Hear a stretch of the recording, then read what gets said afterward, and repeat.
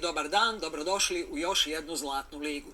U goste nam dolaze dvije sestre. One su umjetnice i iako su se ostvarile u različitim područjima, često surađuju. Slikarstvo, šansona, pjesništvo, zajednički nazivnik je za dvije osobe koje se poznaju cijeli život.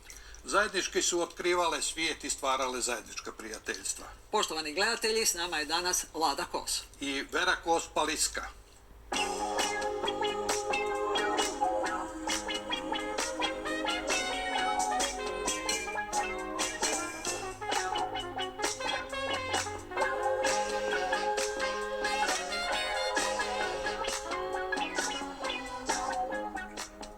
Dragi gošće, dobrodošle u emisiju. Hvala. Na početku, ima li neka situacija u kojem je važno da je neka sestra starija? Lada, da čujem vas.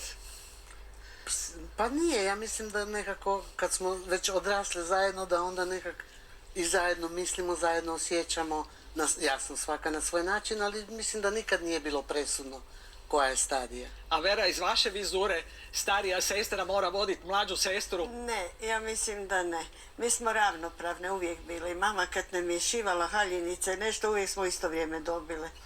Tak da je sve bilo tak. Vera,